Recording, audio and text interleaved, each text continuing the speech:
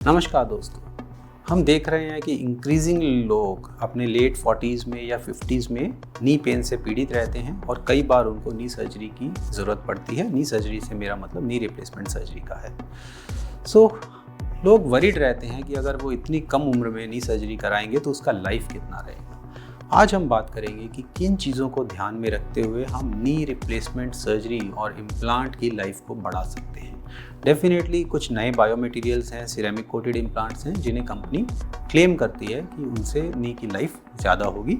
हम उन फैक्टर्स को कंसिडर कर सकते हैं। उसके अलावा कुछ चीज़ें हैं जो हमारे इनपुट से हम जो सर्जरी की लाइफ है उसे बढ़ा सकते हैं। सबसे इम्पॉर्टेंट है, नी रिप्लेसमेंट का इम्प्लांट आपके घुटने में लगते ही वो आपकी बॉडी का पार्ट है।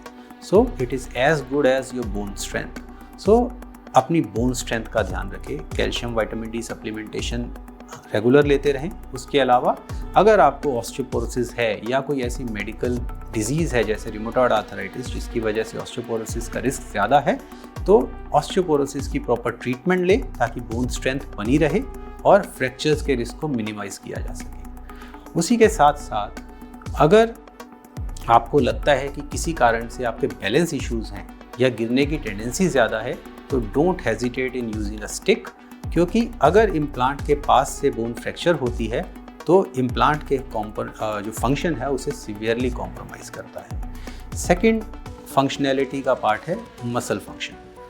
रेगुलर एक्सरसाइजेस करें ताकि आपकी बोन और मसल्स की स्ट्रेंथ बनी रहे, जिसकी वजह से हमारे फॉल्स की टेंडेंसी कम हो और हमारे जो सॉफ्ट टिश्यूज़ हैं नी जॉइंट के आसपास वो प्रॉपर फंक्शनल कंडीशन में रहे। तीसरी इम्पॉर्टेंट चीज़ जो इसमें मैं ये कहूँगा कि जो भी एक्टिविटीज़ हैं जिनमें स्ट्रेस लोडिंग ज़्यादा होती है, जैसे कि जब आप ज़मीन से बैठ के उठते हैं, इंडियन कमोड का यूज़ करना, जिसमें जो प्रेशर्स होते हैं जॉइंट पे वो ज़्यादा होते हैं, उन एक्टिविटीज़ को जहाँ तक हो सके अवॉइड करें।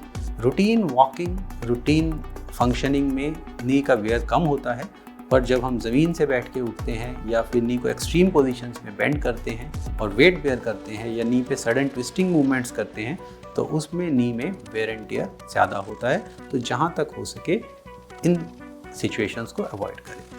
और एक और इम्पॉर्टेंट चीज़ वो ये है कि जब भी बॉडी में कहीं इन्फेक्शन हो, चाहे वो यूरिन का इन्फेक्शन हो या डेंटल इन्फेक्शन हो या गायनेकोलॉजिकल इशू हो, उसको प्रॉम्प्टली ठीक करें, क्योंकि कई नी रिप्लेसमेंट सर्जरी के कई साल बाद भी अगर बॉडी में इन्फेक्शन होता है तो वो जॉइंट में ट्रेवल कर सकता है, जिसकी वजह से इम्प्लांट लूज हो सकता है।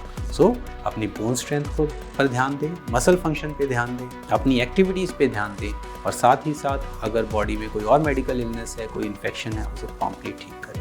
मुझे लगता है इन चीज़ों का ध्यान रखें तो हम अपनी नी रिप्लेसमेंट की जो लाइफ है उसे सिग्निफिकेंटली बढ़ा सकते हैं। धन्यवाद।